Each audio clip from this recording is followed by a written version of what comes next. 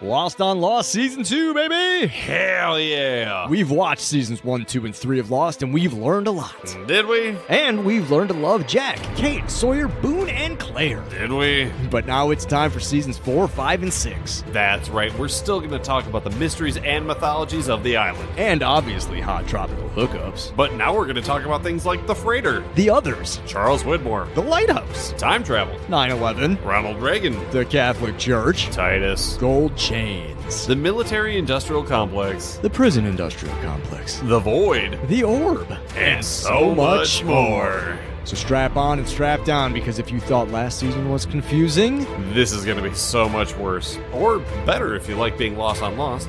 Strap on? you heard me. Welcome, everybody, to Lost on Lost. I am Adam Busher, and I'm joined, as always, by my faithful co-pilot, the John Locke to my Jack Shepard. The only difference is my guns are always loaded. I was thinking, I was like the K-bar to my Naomi's spine. JP Russell. Oh, we're going to fucking talk about that shit. JP. Yeah. It's season 2, baby. Feels good. This is great, right? We did it. We did season 1, seasons 1 through 3 of Lost, covered here on season 1 of Lost on Lost. We've done the mid-season, the Lost on Lost effect, talking about shows that inspired Lost and then were inspired by Lost. And we've made some, new friends. We've reinforced friendships with some old ones. Made a lot of enemies amongst our audience. Countless. Actually, I was going to say countless enemies, but it's not countless. All we have to do is look at the download counter on Podbean, and that'll tell you exactly how many enemies we have. We've got a guest joining us for this, our first episode of season 2, where we're going to be covering seasons 4, 5, and 6 of Lost. Who could we have possibly convinced or paid off or threatened to help shepherd us into this new era of Lost on Lost 2.0? She's an absolute powerhouse, and we are so excited to have her back. Welcome back to the show, everybody. Kim Davister. Public enemy number 1. Number fun. Absolutely. Kim, thanks for joining us. Thanks for having me. Yeah. What have you been up to? Any good shows, movies, content, books? Yes, all of the above. Yeah. I'm reading too many books to list because that's just how it works. I'm always in the middle of something. As far as TV goes, I just finished Loki, which was fun. How was it? I thoroughly enjoyed it. Ki Hoi Kwan. Yeah. He's one of my favorite actors. Yeah. And spoiler alert, he's in season 2 of Loki. Oh, okay. And he's phenomenal, and I love him. Cool. All right. Hey, should we get into some Lost? Might as well, right? Let's see. Today we're talking about the beginning of the end, man. Season 4, episode 1. Beginning of the End originally aired on January 31st, 2008. It was written by Damon Lindelof and Carlton Hughes and was directed by Jack Bender. Lindelof's middle name is Lawrence. Hughes' middle name is Carlton because his first name is Arthur, and Jack Bender's middle name wasn't listed anywhere in the 2 places I looked. So the law firm name joke I was going to make is fucking busted. Thanks, you Hollywood elite fucks. Adam, do you have a recap? I certainly do. Let's hear it. Freighter, I hardly know her. You fuck. On the island, the survivors of Oceanic Flight 815 reconvene in advance of their impending rescue. George Minkowski wants to talk to Naomi Dorrit via sat phone, so Dr. Jack Shepard takes Danielle Rousseau and Ben Linus on one last quick A-teamer to see where Naomi and her last half pint of blood got off to. Also, the others are apparently a non-factor now, so we need to pick new teams. And we glimpse into the future where Hugo Reyes is struggling with his mental health. Hey, Hurley. Aren't we all? Same dog, same. Plagued with visions of his dead friend Charlie, Hugo returns to Santa Rosa, wondering if he and the rest of the Oceanic Six, whoever they are, should go back to the island. Lost on Lost isn't scheduled to end until sometime in 2025, but welcome Lost on Lost faithful to the beginning of the end. Yeah, baby. What are we going to do after this? Literally anything else. Something people will want to listen to. Fuck that. But yeah, we start in flash forward. Yeah. I thought you were going to say, we open in a bunch of mangoes. It's a great way to start. I was looking at it, I was like, oh, okay, the beach. All right, what's going on with that? And then, I was sitting there waiting for them to explode. And then I looked, I was like, are those mangoes or are those papayas or are they guavas? And then I was sitting there trying to think of what fruit they were, and then they exploded. Yeah, I couldn't figure out if it was a freeze frame or if it's like the H.264 codec that is like streaming that like the pixels weren't even moving. And I was like really fixated on that. I was like, wait, what's the technical sort of hiccup here? And then they just exploded and I was like, fuck yeah, this is awesome. It 100% felt like a Corona commercial, like Brando had described in the other 48 days. Michael Bay Corona commercial. Yeah, exactly. Through the Looking Glass, last episode of season 1 of Lost on Lost established the new storytelling convention of the flash forward. And this is what we're going to be dealing with, not exclusively going forward, because there are some other storytelling conventions that we'll be introduced to as more episodes go by. But this one is flash forwards. We're looking at a time in the survivors' lives once they've left the island. Yeah. And yeah, just destroying mangoes with a high-speed car chase in the streets of Los Angeles. I just made the note, $100 says it's Sawyer, and he doesn't even know the cops are chasing him. Man, fuck those mangoes. Fucking hate them things. So, like, the thing that it made me think of was, I don't know how recently you've seen Wayne's World 2. It's been a minute. But there's a part in like the middle of the movie, give or take, where Wayne and Garth are going somewhere and they walk past a couple of guys are stacking crates of chickens. And then there's a couple of guys a little few feet away stacking crates of watermelons. And they're like, what are you guys doing? Oh, we're stacking up chickens here. And it's like, oh, do you guys sell chickens? No, we just always make sure that there's chickens stacked up here at all times. Same thing with the watermelons. We got to make sure there's enough watermelons and chickens stand. And then two guys carrying a plate glass window walk past and be like, well, what about those guys? Oh, their job is to every couple of minutes just walk back and forth across this intersection with a plate glass window. And then Wayne's like, that's so weird. You got to wonder if that's going to pay off later. Which, of course, it does. It's a very, very good game. It does. We cut away to someone watching the car chase while making a little liquid breakfast. There are two obvious hints here as to indicate who is each thing, who is each point of view that we have, because we hypothetically all recognize the car. What? We do? Yeah, it's Hurley's Camaro. The one he was fixing with his dad? Or right. He was supposed to fix it's his that. dad? It's that Camaro. So, like, if you... I forgot about that. If you have, like, an iota of brain space to hold on to meaningless trivia like that, you would recognize it. But, right. But if you don't, then yeah, you don't. But yeah, it's Hurley's Camaro. And then we see somebody day drinking. So it's obviously Jack. Yeah. Well, and I thought it was maybe going to be like a fake out or something like that. Sure. Oh, it's probably Jack. And then it turns out to be Bernard or something like that. Yeah, and like, sure. No, it was Jack. I'm like, then why? Okay, you really had me on the edge of my seat there, Hughes and Lindelof. Surprise, it's Kate.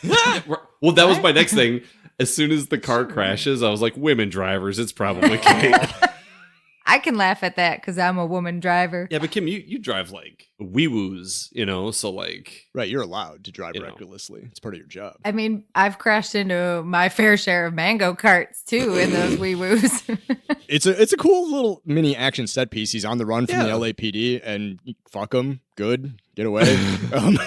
But he piles the car up. Eventually, he does like a sick jump, like a little half-assed Dukes of Hazzard. Hell yeah. And then, just piles the car up. Get your hands up. And they roll down the window, stick your hands out. And so, Okay, I gotta pause you. Did you guys catch the guy with the camcorder in the background? No. It threw me off because I was like, yeah, sure. Nowadays, everybody's got a phone in their hand and they're recording everything. But who the hell was just walking around with the freaking camcorder in their back pocket? Me in 2008. Because I'm a pervert. The cops start shouting at him like, "Put your hands out the window." He's complying, He and the LAPD just would have started blasting. Let's be fucking real. Yeah, he gets out. It is revealed that it's Hurley. They're like, "Lay down," and he runs, and he gets about 10 feet, and they stop him.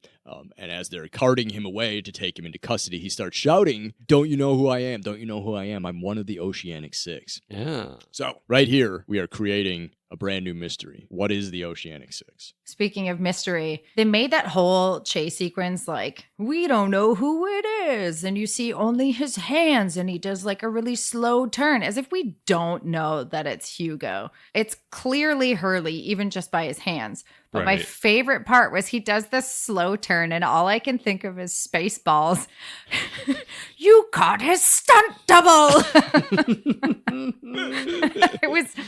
I was like, I'm pretty sure it's Hurley. And then I was like, but what if he turns around and it's just some chump who looks like Hurley from the back. Well, and that's like you see the curly hair, Yeah, and the it's like, ponytail and like what's with the subterfuge? Like anyone who's watching the first episode of season 4 of Lost knows who it is. They've figured it out 45 seconds ago. Like, Yeah. Right. But yeah, they take him into custody. Lost card Yeah. hits, and we're still in flash forward. Hurley is in an interrogation room, and he is being interrogated by Los Angeles Police Department Detective Big Mike. Yeah. I know him as Bull from Band of Brothers only because I'm a cis white middle class male in my 30s, and it's currently November, so that means it's the time of year where I have to watch Band of Brothers. Hot Boy Summer's done. Right? You put the jorts away, you curl up with a cozy Blu-ray and watch World War II murder. That's lovely. I know Michael Cudlitz from a different time he played a Los Angeles police officer. I recognize him from Southland, where he just played another LA cop. But yeah, he's a detective now. He was a patrol officer last time we saw him in one of Ana Lucia's flashbacks, and here We've seen this man before? For fuck's sake, yes. This is going to be a long 2 years. Yeah, Michael Cudlitz was in one of Ana Lucia's flashbacks. She came back to work. We're not rehashing the last two. Yeah, we've seen I him. just remember her kind of hot mom. That's it. Like, Yeah, Rachel Ticotin from Con Air. Hell yeah. yeah. I'm Kim? just over here. Chicken cutlets. What is that? What you said? That's all I got from that conversation. There you go. He mentions Ana Lucia. He's like, I know you said you're from the Oceanic. I knew somebody on your plane. I used to be partners with Michelle Rodriguez from the Fast and Furious. Maybe you would have recognized her.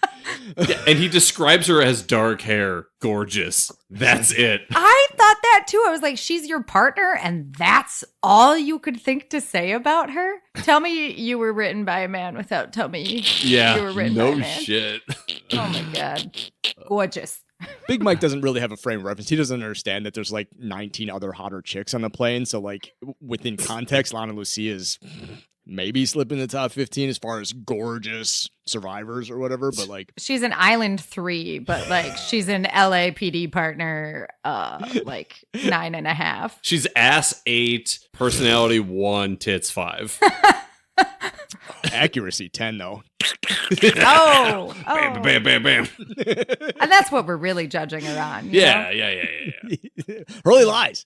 Never heard of her, man. Never seen her. Nope. Couldn't tell you. And you get the feeling like he knows that he's lying. You think Big Mike knows he's lying? I think so. Okay. He wants to know why Hurley ran. He's like, watch the tape. I'm getting a donut. Whatever.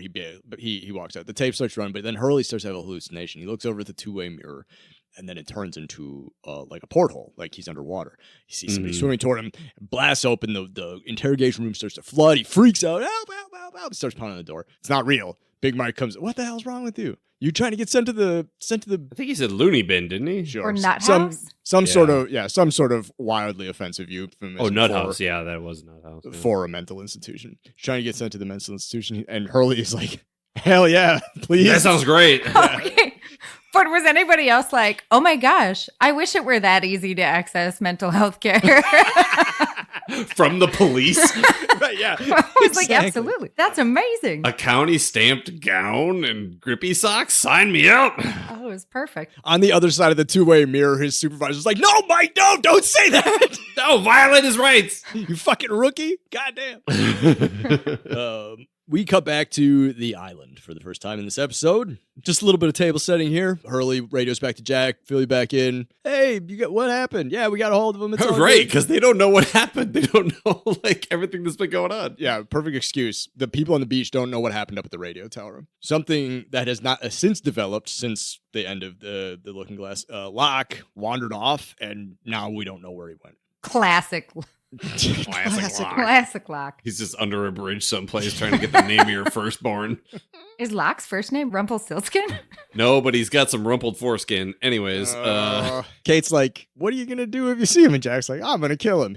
Jack is in his threatening to kill people era. It's just all he's gonna do now. when it was toward Tom Friendly and the others, it's like, yeah, Jack, be crazy. Yeah. And I feel like everybody else is like, yeah, Jack, fucking go for it. And then this time where Kate's like, what are you going to do? And he's like, I'm going to kill him. And Kate's like, ooh, no, He may be fucking up, but he's still technically one of us. yeah, you're just going So, to like, murder him? Like, yeah.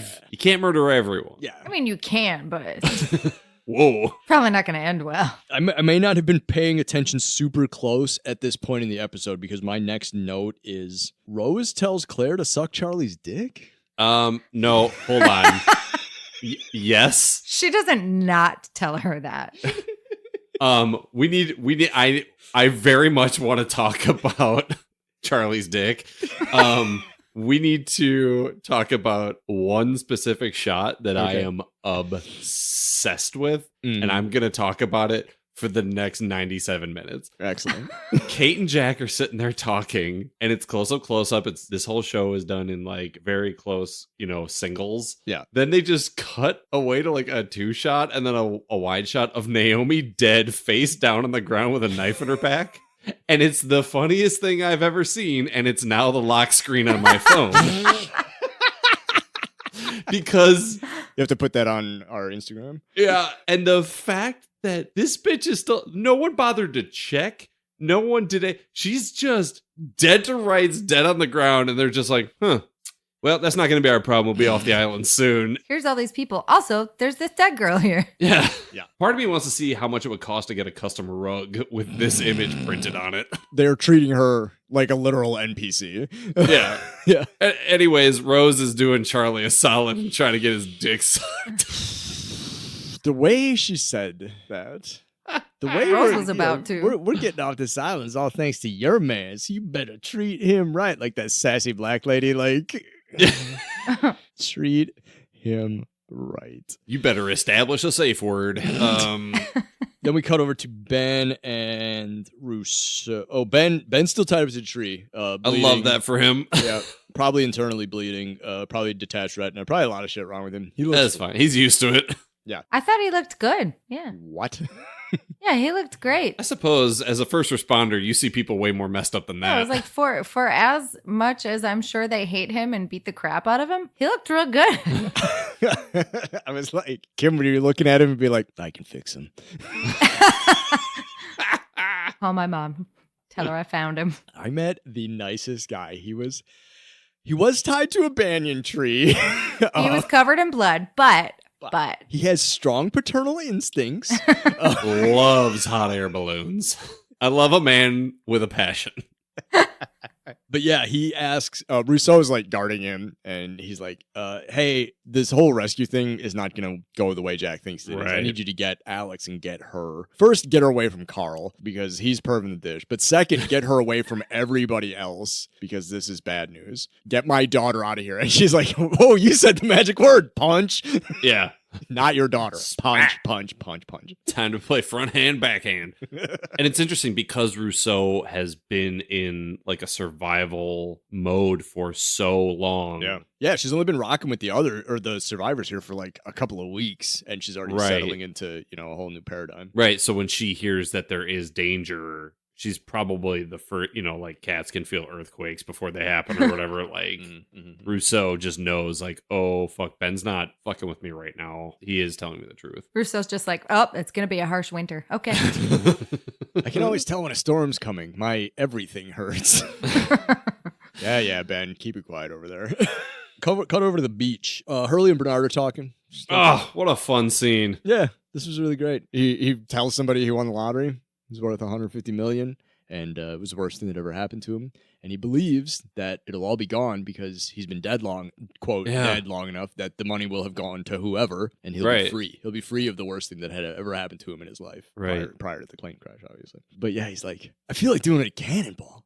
Love a good cannonball. And Bernard's like, Hurley, you fucking earned a cannonball. Hell yeah, my dude. It's so good. You did just save the day. You killed a man with a vehicle, but you did save the day. Yeah, he jumps it. He runs off to the cliff or off to this little like escarpment and does a cannonball, pops up out of the water. He's all liberated and it's great. And then that's all over. There's no more happiness to be had for the rest of the show. No. The canoe's back. Gone. Only one passenger Senior Desmond Hume. Yeah. See, the sad thing about the canoe is that when it left, there were 2 people in it, and now there's just one. Saeed's and the others are helping Desmond beach the canoe. Desmond starts, he's like, this is now the warning, not Penny's boat, starts rattling off all this. It's like, the freighter's not who they say they are. We got to go warn Right. We Jack. need to warn everyone else like 10 minutes ago. Yeah. Hurley interrupts him. They're all chattering amongst themselves, and Hurley's like, where's Charlie? Yeah. Desmond, I can't remember exactly what he said. He just says, sorry, I'm brother. sorry. Yeah, I'm Yeah. sorry. Yeah. And everybody's reaction, not just Hurley's, but like everybody's reaction, Sawyer's, Saeed, the way that they Dude, reacted, that Oh, stuff, so good. that fucking wrecked me. Like, I was cratered. I was like, I literally slumped in my chair. I was like, holy. I also feel like some, if not all of their reactions weren't actually, no offense, Charlie, weren't actually because Charlie was dead, but were more because they knew how it would affect Hurley. Right. Yeah, a combination of that, a combination of their own feelings for it, and then a combination of what Desmond just said and why and how Charlie's death factors into what Desmond just said. It's like the freighter people are not who they say they are. And on top of that, this revelation has already cost a person their life. One, Right. Who knows how many more? Charlie did the thing. Like he did unjam the thing. He sacrificed his life to do that, and now it's putting us more in danger. Personally, I saw Saeed's reaction was so like, Yeah, put his hands on his head. so just like defeated and just like, God, we can't catch a fucking break right now. You know? I was too distracted by Juliet. It was my lost main squeeze. Yeah. Oh, Yeah, no doubt. Come back to the tower. sorry, I was just thinking about Juliet again. Yeah, we come back to the tower.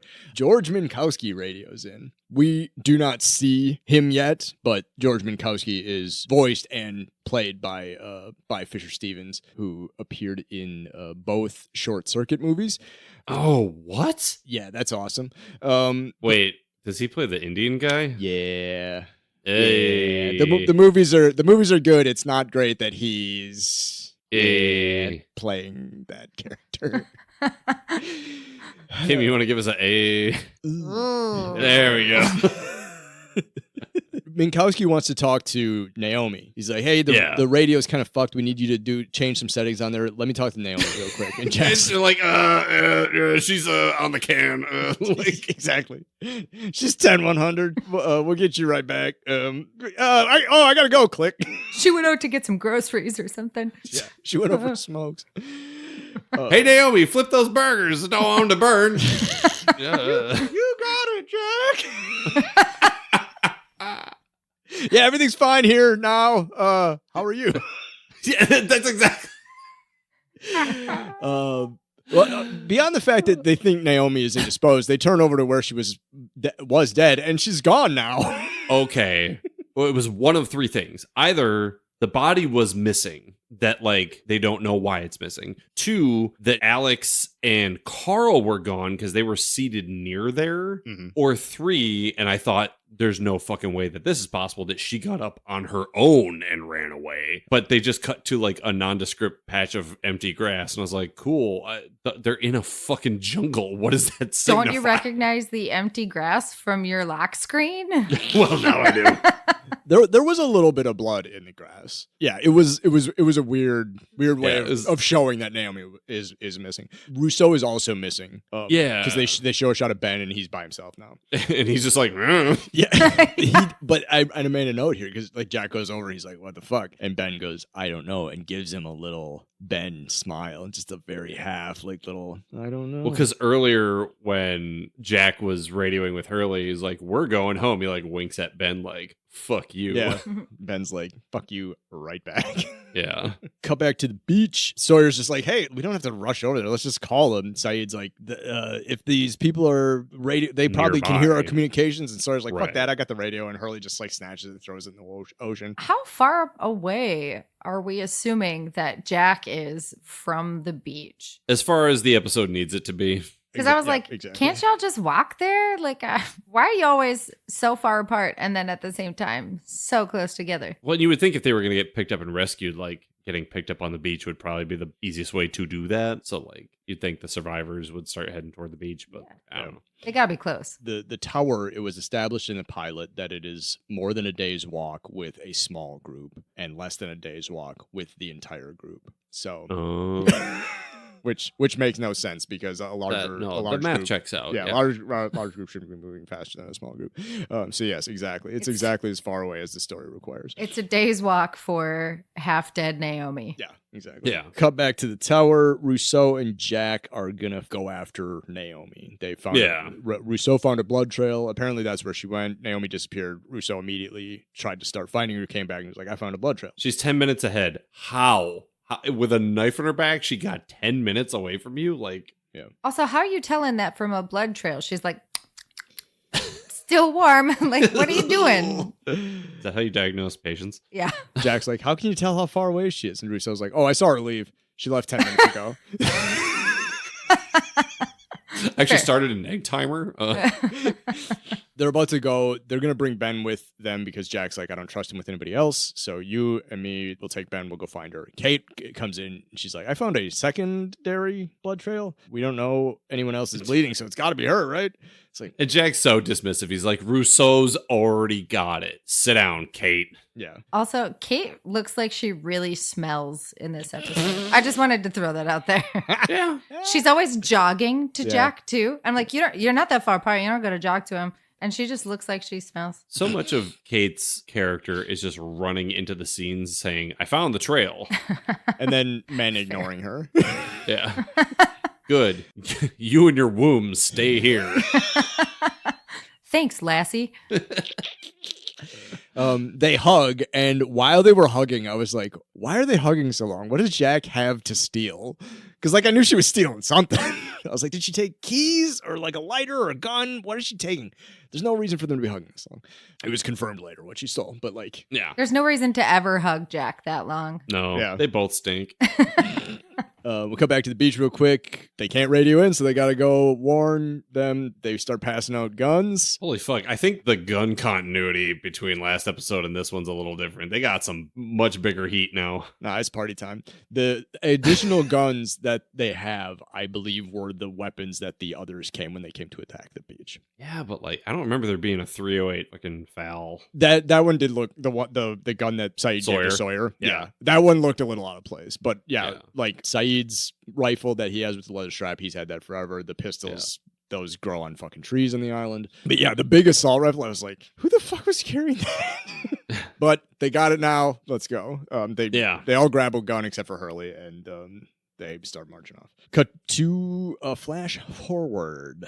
Yeah, Hurley is back at Santa Rosa. He's been here before. He knows the staff. He knows the drill. Went right back to his old room. Yep, playing some Connect 4, ingratiating himself with the locals. And somebody tells him he's got a visitor. Oh, Lance Reddick, baby, my cup runneth over. The long dick of the law. You have a visitor. This person who's been sitting right next to you for the last half hour, staring at you, in case you didn't notice. Oh my God. I was so excited. I did not know until we talked about the Fringe pilot and you guys mentioned that Lance Reddick was in Lost. And I didn't know we were going to see him so soon. I got so excited. Wait, we haven't seen him. We haven't seen him before. Nope. This is the first. This is the first appearance of Matthew Abaddon. We get more Lance? Oh yeah, he's recurring. I think it might only be season 4, but I can't remember for sure. But yeah, he's gonna be a factor. R.I.P. Lance Reddick. Rest in power, King. He offers to. He's like, hey, I'm a lawyer from Oceanic Airlines, and this place is fucked. You want to go somewhere nicer? We can take you to a place where the paint isn't peeling. You can see the ocean. I don't want to see the ocean. Fuck all that. It's like, yeah, the dude was in a fucking plane crash and you spend the ocean? Jesus Christ, fucking Michael Abaddon, read the room. But also, first red flag. Ain't no airline gonna do that. They won't even replace your lost luggage. They're like, you get no refund. Yeah. But we'll put you up in a nicer mental facility. Yeah. Right, yeah. I mean, I feel like I need to go to a mental facility every time I fly Spirit Airlines, but You fly Spirit Airlines? Yeah, I have to for Army. The country doesn't know how to treat its veterans, you know? Hurley's starting to see through this a little bit. He's like, let me see some ID. You got a business card? You got your LinkedIn with you? Like, let me see.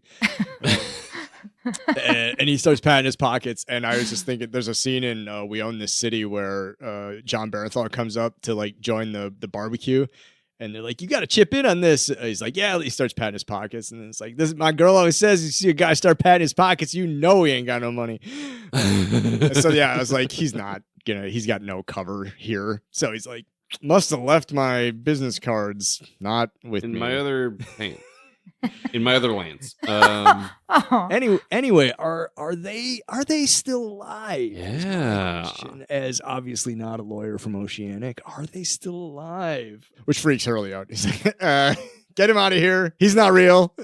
Either get him out or sedate me. I don't care. Yeah. Or both, preferably. I'm done playing Connect 4, and I don't want to talk to Lance Reddick anymore. This is weird. I fucking love Connect 4. Cut to the jungle that night. The beach crew, they're heading out wherever. Sawyer just he's in full white hat mode now. Right, yeah. Like, we have progressed into the second half of Lost and Lost. This is where we're going to see Sawyer's redemption. Yeah, man, he's just checking in on Hurley's mental health. And when Hurley pushes him away, like, no, I don't want to talk about Charlie. It would go a lot faster if we didn't sit here and talk. He's like, you let me know if you need anything, bud. Yeah. You know, like, Right here. oh, it's so sweet. Can we talk about how, and I hope that this is part of it, Sawyer does not look like he smells. Like, he looks real clean. You know what I mean? Like, Yeah. I don't know if they did this on purpose, but he looks good. Yeah, he's not covered in like dried sweat and dirt and shit. Like his hair. Well, he has all the stuff, so he's probably got a washer and a dryer. He's got a whole he laundromat. definitely does. He's been putting cream rinse in his hair, like. But yeah, I thought that was wonderful. Like that was really good. It was like a really nice character moment, one of a couple Yeah. that we got in this episode, which was really cool. Very sweet. But then Hugo, he's like, you don't need to tell them to slow down. Immediately gets separated. That's me. I very much felt this scene because I was like, I look at one pretty leaf and I look up and everybody's gone. Guys. He's trying to catch up. He's stumbling around. He starts to hear the whispers. Again, same. And he sees Jacob's. Is it cabin or shack? I forget what the official name is. I believe it's called Jacob's Cabin. And that's what I wrote. I was like, is this Jacob's Cabin? Question mark. Which the audience would have seen not too long ago. We saw years ago because that was episode 2, 3 of the podcast. Yeah, hypothetically, the chronological audience would have seen this just earlier this spring. Right, yeah. We saw this in 2020. Back when we were still making jokes about Rizzoli and Isles. Did you stop doing that? We've toned it down a bit. It's more wigs and piss these days. Oh man, but the audience out there, you can look forward to a lot of content about the USA Network's Suits. So we're gonna start. Oh fuck yeah, some Suits material here in the future. This spooked the shit out of me. Like, this was horrifying. I hated this so much. This was not great. It was very like Norman Bates. Yeah. He goes over to the cabin because it's not supposed to be there. He peers, like the lights flicker on the inside. He peers inside and he sees a lit hurricane lamp. Then he sees the dude in the rocking chair. And then just like a face pops into the hole and like I like jumped out of my pants. I was like, that bothered me like a lot. I had to take a break. I was like, I don't like scary movies, and that like weirded the shit out of me. It was 1:30 in the afternoon when I watched that. I went and turned lights on in my apartment. That bothered me.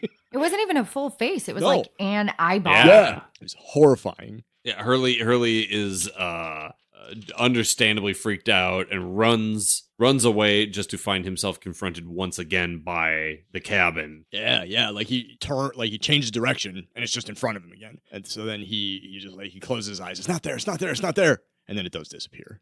He collapses in exhaustion. I was so worried that it was going to reappear and he was going to be like full Wicked Witch of the East. And they were going to drop that cabin on him? Intercut in Hurley's cabin experience. Back in the jungle, Rousseau loses Naomi's trail. Oh, yeah. She double backed. Man, this bitch is getting around for having a fucking knife in her fucking... Kim, give me the names of 2 vertebrae that are next to each other. We're going to go with thorax. We're going to go T3 and 4. Yeah, man. This bitch is really getting around for having a Bowie knife between T3 and 4. We'll cut that out totally. Yeah. I'll sound smart. This is when Jack discovers that Kate snatched the phone from him. Ben saw it happen. He was like, I was going to tell you, but every time I tell you bad news, you punch me in the face. So, like, this is a defense mechanism on my part. I'm trying to, I'm protecting myself here.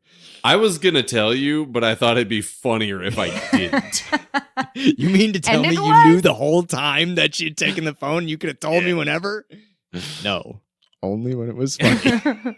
We cut to, in this, like from there, we cut to Kate following the other trail that she saw that everybody ignored her. And then she gets jumped by Naomi, who, again, with a Bowie knife in between her T3 and T4, jumps out of a tree that she was able to climb into, literally jumps Kate. The reason she's losing all this blood is because she's running and jumping and climbing. And yeah, if she would just lay down and take a nap, she'd be probably all right. We know the island heals people. John arrived to throw a knife into her back with a bullet wound, and he's seemingly fine. Yeah. Can we talk about the drip first? Oh, we should always talk. I got so much time to talk about. I know that shirt with those pants. Ew.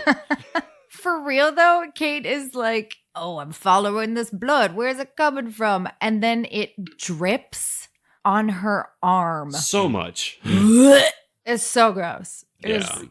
Pretty not great. Like, that is one of my biggest icks. Not that it's an irrational fear, but at work, I always wear pants, even in the summer, because I'm like, nope, I am not getting blood on me today. Oh, you're not one of those pantsless paramedics? It's a search query I have in a lot of Google tabs right now. Naomi, they wrestle over the phone, holds a knife to Kate's throat. She's like, give me the phone. She's like, yeah, all you had to do is ask. Damn. George calls, hey, it's Naomi. What's the weather like? Would you stay on task? Well, no, because she's like, you people tried to kill me, because she doesn't know who Locke. Yeah, who Locke is. Like, she doesn't know who Locke is and like where the knife came from. She just thought it was like fucking Scott or Steve. You know, like it could have been Frogurt. Yeah, exactly. So yeah, she's like, fucking all I'm doing is defending myself. And Kate's like, I'm really sorry about Locke. He's skittish around new people. He's got what we call jungle fever. Rousseau's got it. It's fine. It's an island madness. He's leash aggressive. How come every time something good happens to me, it's some kind of madness? I'm drunk. Naomi's like, yeah, I buy that. All right, hey, George, here, I'm going to fix the radio. Tell my wife I said hello. And then she does the first reasonable thing she's done all episode and dies, I guess. Yeah, I was like, she doesn't just pass the fuck out. She dies the fuck off. Yeah. Yeah, she dies, and then then we come back to like the second half of the Hurley cabin thing. He sees the rocking chair, he sees the eye. Oh he hallucinates. And then when he collapses in exhaustion from this horrifying experience that he just had, he fucking Locke just like, hey buddy, how are you? There's a commercial here. When they come back from commercial, they built a little fire. Hurley and Locke are just talking. Like Locke's, hey, what are you doing? I got separated. Whatever. They come to find out that the two of them have a similar desire. They want to stop Jack from contacting the freighter, which neither of them know is already happening. Locke's obviously got motives that maybe Hurley doesn't share, but he's like, we both know that something's wrong, and if we don't stop this, Charlie will have died for nothing. Yeah. So they're like, okay, so you and me, let's go see if we can talk some sense into Jack. Yeah, make some headway here. They catch up with the rest of the beach crew, Sawyer and Saeed's group. They talk a little bit. They're like, what the fuck is up with, why is Locke here? Like, whatever. They hear the whispers, but it's not the whispers. It is the tower group wandering in. Fucking everybody shows up in this random spot in the jungle. Goddamn everyone. It's funny because this is the nose of the plane, a place that they went to in the pilot and then never came back to. Like, did they ever rat fuck this place for supplies? Did they, or was everybody weirded out by the fact that the co-pilot was in the thing, got ate by the smoke monster here? And like, why was this a place that for whatever reason they decided to fucking rendezvous without prior at no point was everybody like, let's meet up again at the nose cone. Whatever. Yeah, I don't know. Or was it like, oh, we just all happen to be here? It's the litter box. They were like, oh, you have to poop too? Okay. But they reunite. Son and Jin, Rose and Bernard. Oh, that's very sweet. Yeah, it's very, very cute. And then Claire. Yeah. Everybody sees Claire. And so then Desmond goes to start. He takes like a step forward. Hurley says, I'll tell her. And so Hurley goes and tells. And he's you can see him trying to figure out what he's going to say, but he's already getting choked up himself. And then the only thing he can get out is he's dead. Yeah. And I thought that the beach people's reactions to Desmond saying Charlie was dead wrecked me. This was so much worse. Yeah. Don't cry. If you cry, I'll cry. That's why you really got to start with a joke. Like, hey, I just flew in from Sydney and boy, are my arms dead. Like Charlie. Oh. Anyways. I was openly sobbing at my desk. That was so sad. Yeah, it was pretty rough. It was the music. Well, and it was the same music that Charlie died to. How'd they get the playlist? Just also, Locke also is there. I mean, by proxy of Hurley being there, but like Said and him are about to go to blows because he was going to get into him about why he fucking blew up the submarine. Yeah. And I forgot about the submarine. I'm like, man, Said, you're still hung up on that thing? That was weeks last ago, season, baby. Yeah, exactly. But yeah, we cut to flash forward back to Santa Rosa. Hurley's doing some painting, and one of his fellow patients says, "Hey, man, there's a dude over there staring at you." Yeah. And it's like, oh, is this Matthew Avedon guy back? It's Charlie. Oh, fuck. Oh, fuck. Tough fuck. But the other guy saw him too. Yeah, which I thought was real weird. But yeah. Close to the veil, you know. Yeah, Charlie's just like, hey, don't freak out like you did at the 7-Eleven. We realize that's what sparked the car chase. Right.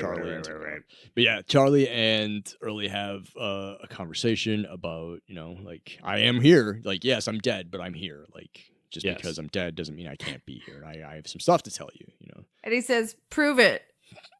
And slaps him as if a slap is proof of anything. Yeah. And it's interesting that Charlie says, like, I know I'm dead. I just need you to fucking calm down. Yeah. Because we need to talk. Right. I recognize how strange this is. Yeah. Me being dead, that's bearing the lead. I've got other important shit to talk about. Yeah. It's fucking wild. Next topic. Yeah. They need your help. Yeah. And he's just like, absolutely not. I'm not hearing this. Get away. And he counts to 5. And Charlie's gone. Yep, makes him disappear. I've wondered, does it only take me counting to 5 to get Dominic Monaghan to disappear under any circumstance? You gotta slap him first. Yeah. Yeah. No, I have to be slapped by him. Oh. And then I can count to 5. Yeah. We cut back to the jungle, and Hurley's still embracing Claire. She asks, like, what happened or whatever. And he was trying to help us. That's what he was doing. He was trying to help us. Jack and Rousseau roll up, and Jack drills Locke. Just like, Dude. It's on sight for Jack and Locke these days. Just like, wow. I wanted him to jump out of the tree like Naomi. The way he went at Locke's belt. Whew. Whew. I'll tell you what. That was spicy. I was like, boy, buy him some dinner first. And then it's like, oh, he's got a gun. That's what's going on. No, it's get your hands off my penis. Gentlemen, this is Democracy Manifest. What? I cannot enjoy a nice Chinese lunch. Get your hands off my penis. A succulent Chinese meal. I am so lost, I'll but show you I love after it. this. I love it. He gets he gets the old revolver out of Johnny Locke's belt and he's got him. He's gonna blast him. Locke's like, "You're gonna kill me!" Click, click. Oh, dang. Click, click. He's been hanging out with Sun too much. You won't. Oh yeah. Click, click, click, click, click. Click, click, click. It's like, it's not loaded. It's like, it's a revolver. You should have been able to tell. Like, Which is interesting because Locke was the first one to reach for it. yeah. Yeah. Yeah, after he got punched, Locke reached for it. So yeah. I think he knew, like, Yeah, maybe he was just gonna grab it to keep it away from him or whatever. But yeah, but it's like, oh, let's watch you make an ass of yourself, Jack. right, yeah. But yeah, like they had this confrontation. It's tense. Like, mommy and daddy are fighting in front of all the survivors. Like, Also, if he really wanted to kill him, there are 9 people behind him with guns that he could just go borrow. Hey, can I borrow that real quick? John stands up and he's just like, Charlie said, like, he spills all the warning shit. This is it all. Now all the cards are on the table from the stuff that's happened at the end of the previous episode. Right. And then in this episode itself, Kate comes in. Naomi died. She has contacted the freighter. Here's where we're at. And Locke had said, he said, I have always acted with y'all's best interests at heart, and I know I've got explaining to do, but, like, this is not our rescue. Right. And he's got a point, yes, that he has always been acting in the island's best interest, but not the island, the survivor's best interest. but he also has a different impression of what's best for the survivors than Right. they do. So, Yeah. like, they don't agree. Bad guys don't think that they're the bad guys. Right, yeah. So, but he's like, the others have abandoned the barracks. That's where I'm going. It's the only defensible position that I'm aware of on the island, and nobody's there. So I'm going to go hole up there while this freighter thing calms down. Going down to the Winchester, have a pint, wait for this whole thing to blow over.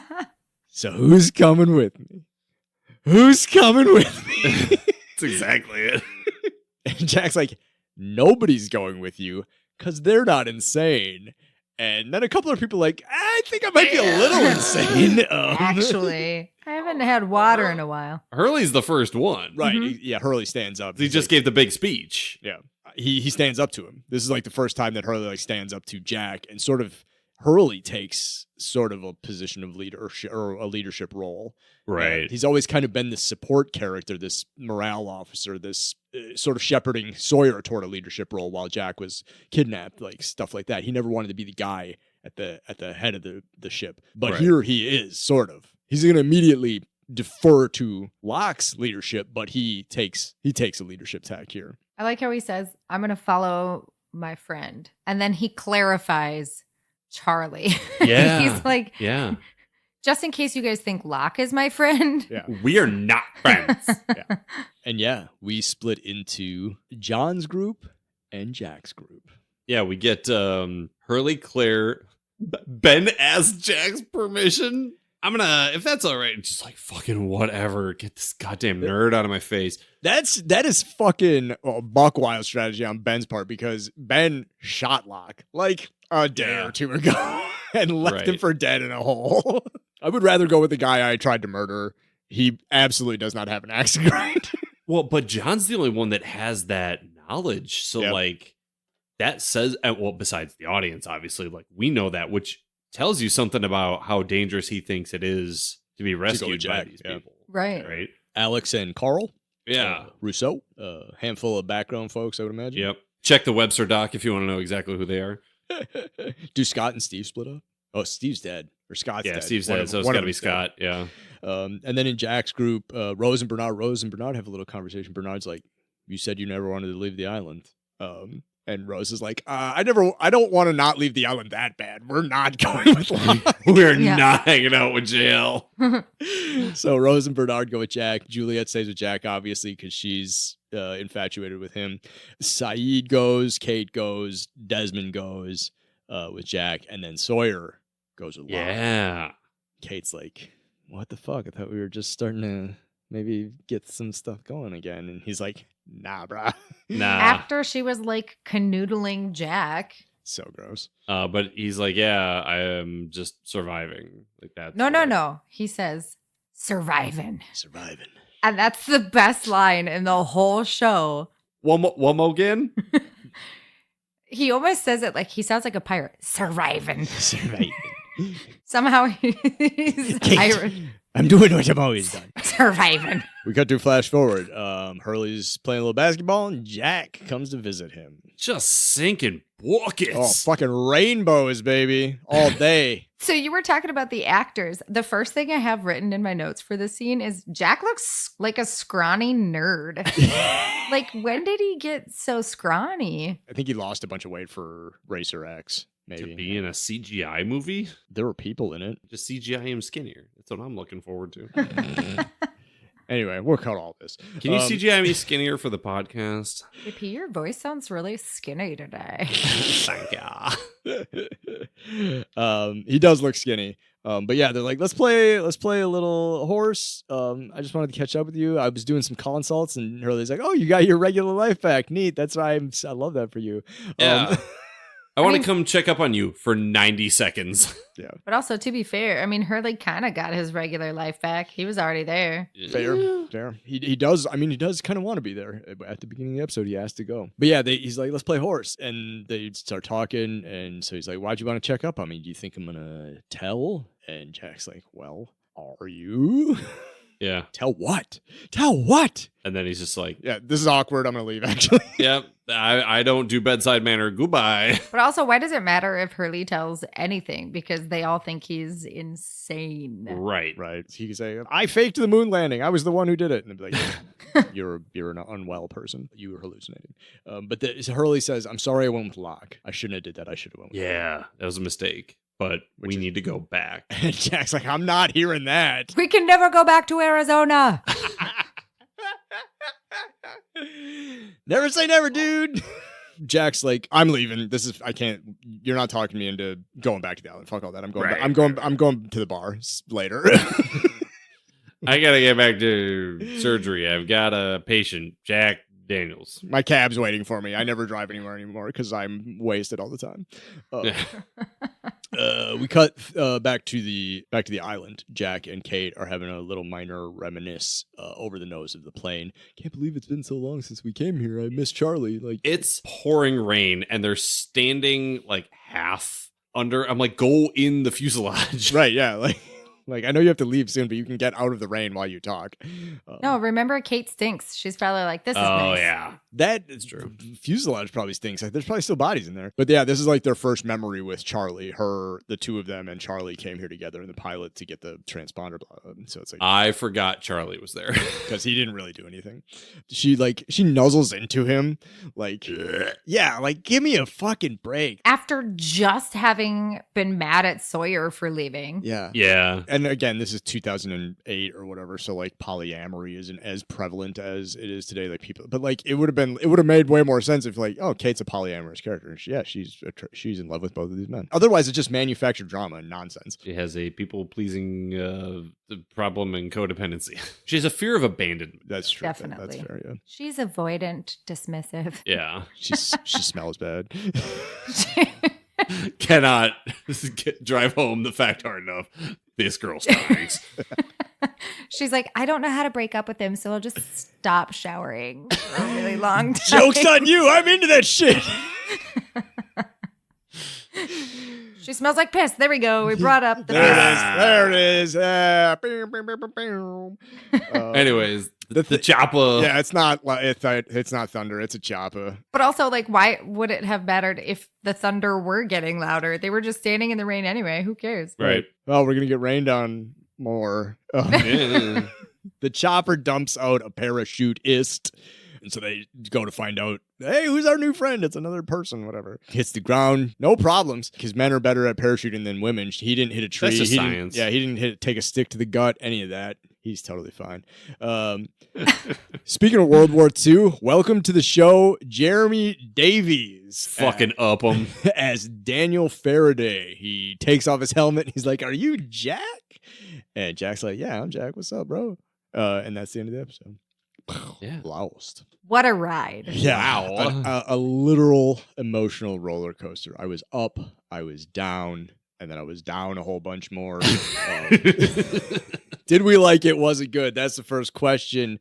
Did we like it? Was it good? This 45 minutes of Lost. No context, no memories. Did you enjoy yourself? Did you like it? Was it good? Kim, kick us off. It's always hard to say that I enjoyed myself when I'm crying and watching Lost. And let's be real, every time I'm watching Lost, I'm crying for various reasons. Sure. I did not like it, but it was good, if that makes sense. Sure. I enjoyed myself. It was entertaining, but I didn't like it, right? Because like what happened was not something I enjoy. Yeah. Sure. But it was a good episode. Okay. Yeah. JP, what do you think? I have to exactly copy Kim. I think that this was a serviceable episode, even though probably the first third of it isn't truly necessary. Like, there's nothing egregious in it. I didn't really care for it, though. When we've done episodes in the past, it's flashback, and all of those are leading up to present time, right? And the past is informing the future. Now we've got two A-plots that just happen to have a bunch of Hurley. And it's fine. He doesn't do anything egregious, but he doesn't do anything where I'm like, wow, what a decision that you made. He's just kind of the least offensive conduit for us to get through this episode. That's fair. And I'm going to say just now, you're going to have to tuck in for that, because that is now what it's like. Now we just have centric characters. Like, right. And that's fine, but I forgot that it was a Hurley episode. Like, you're gonna experience that some more. I think that same sort of sensation as episodes go by in the second half. Yeah. Okay. All right. Well, whatever. Only 2 more years of this. Adam. I loved it. This episode establishes the exposition for everything I love about the second half. Okay. It sidelines the others for an actual, like, more sinister antagonist for season 4. It's setting up Sawyer for his redemption arc. It's setting up John Locke for his fall. It's setting up the factioning of the survivors and their interchangeability as far as their loyalties are concerned. It starts talking about what happens after the island, after they get off the island, which is something we spent the last 3 years wondering. No, everything about this I fucking loved. But I have already said before, the second half of the show I like a lot better than the first, and this episode reminded me why. Well, do we want to do some MVPs? Let's do it. All right, we're back in. We're just handing out trophies now, baby. We're here. Kim, you're starting us off as our guest. Who is your favorite? Who's your MVP? Who is your shining star in this, return to Lost season 4 here? The Cannonball. It was. That was the best. That was the best part. Hit you right in the feels. I've never seen Hurley so happy run into that cannonball. Yeah. And were it not for that, I don't think the rest of the episode hits as hard. Just knowing what he's going through, I think it really set up the episode well. He's on the edge of believing that everything is actually going to be okay. And then in the second he resurfaces, everything is not even close to okay. Never a moment of peace. Adam, who is your MVP? I'm going to give it to Sawyer. Nice. We see him still being Sawyer at first. On the beach, he's brash, he's drinking a beer. He's whining. He's like, yeah, I'm going to help, and I'm going to complain the whole time.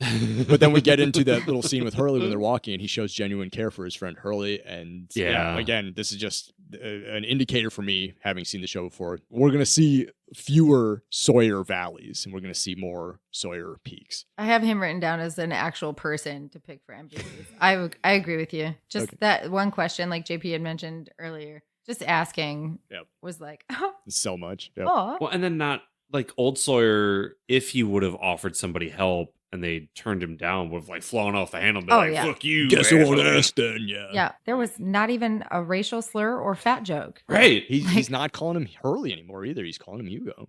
Yeah. JP, what about you? Lost MVP. I'm going to give it to Ben. Alrighty. I like that. Say more. So much of this... The linear nature of the show, so much of this episode was just getting us to the next episode. But like, there's a lot of this episode where I'm like, the engine's starting back up. You know what I mean? And I want it to be revving. Everyone's doing a lot of bad communication again. Ben's the only person who's already figured out the answers to all the questions. I'm waiting for him to reveal them. You know what I mean? And I'm just so interested in what Ben does and how he does it. And every time he said something to a character or responded with dialogue, I was just kind of like, what's he going to do now? So I'm just giving it to Ben. I love Ben so much. I love that. All right. Well, then the other side of the coin. Who is king shit of Suck Mountain? Who's out here fucking up? Hacking it up left, right, and center. Is that what we're doing now for season 2? I love it. Lost forever. Your least favorite character of the beginning of the end. Kim, kick us off. I went a little bit more literally with Lost Forever being the walkie that Hurley threw into the ocean. But for real, my least favorite is, I know you can guess it. Kate. Meg. It's Kate. It's Meg. It's Meg. Because strictly on the fact that she stinks in this episode. I just like, she's so wishy-washy, but it's not as compelling, right? Wishy-washy, exactly. You never understand what her motivations are. Yeah. And we know like Ben is playing people. Yeah. But Meg is just doing it for no reason. Like that's just habit, because that's her personality, apparently. Like, yeah, no, I would agree with you. It's really hard to nail down what Kate's motivations are. Like, does she want to leave? Does she not want to leave? Does she like Jack? Does she like yeah? She's just bored. We stand an ADHD queen. JP. Naomi.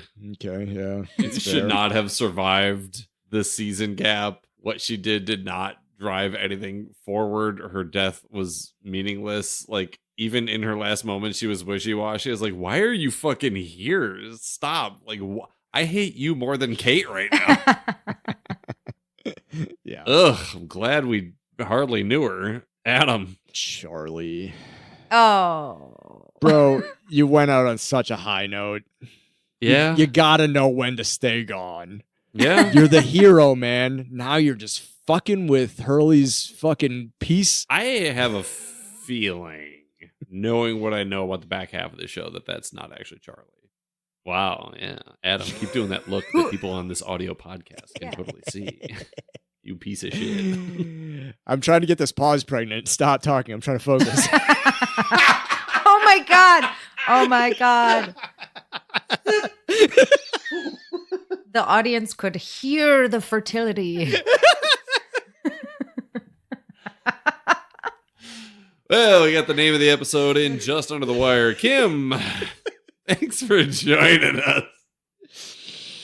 I love it here. Oh, and we love having you. This was an absolute blast. Pluggables, you got anything you want to plug real quick? I've got a podcast for firefighters and their community and family members called Rig Checks that is centered around whole person wellness. It's pretty good if I do say so myself. Yeah. Because anyone listening to this show clearly needs a wellness check. Yeah, in fact, JP and I are going to be on the next episode of Rig Checks, and Kim's going to be asking us how we're doing. Yeah. And it's me on a car crawler looking at Adam's balls, being like, look at this rig. Adam, what are we watching next time? Oh, man, that's a great question. If you want to be lost with us, and we know you do because you're still here, check out season 5, episode 9, Namaste. Featured character, it just says none in italics.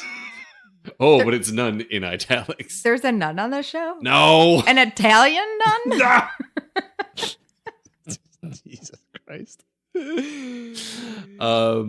Yeah, I feel like we've watched 2 episodes of Lost in order. Like I just feel drained. I need to get back to the chaos of this podcast. So I'm really looking forward to diving into season 5. Just dead center season 5, right in the middle. Oh my Woo! God. And This Namaste. is gonna be awful. With a title like that, you know we're going to be talking to our boy Dr. Candle or He's Dr. gonna be there. Whitman or whatever his fucking Yeah. name is. Well, I'm looking forward to it. Kim, thank you again. Adam, thank you. And thank you, all of you out there, for tuning in to another episode of Lost on Lost. Absolutely. Thanks for coming back, everybody. We missed you. JP, do you have any idea what's going on this show? Nope. Me neither. Lost on Lost is produced and edited by me and JP. We wish to acknowledge that we live, work, and produce our show on occupied land. Burbank, California is located on the traditional tribal lands of the Tongva, Chumash, Kizh, and Fernandino Tataviam peoples. Milwaukee, Wisconsin is located on the traditional tribal lands of the Peoria, Potawatomi, Miama, and Ho-Chunk peoples. And Lost was produced in Hawaii on the lands of the Kanaka Maoli. Visit native-land.ca to learn more about the land you live and work on. You can engage with us on IG, Facebook, and Twitter at Lost on Lost 1. You can also email us at wearelostonlost@gmail.com or support us with dollar monies at coffee.com/wearelostonlost. Thanks to Lostpedia and its community of contributors, Danny Schmitz, random.org, and as always, you the listeners for tuning in. We're hosted at Podbean. You can hear us there or wherever you get your podcasts, except MySpace. We're not on MySpace. Yet.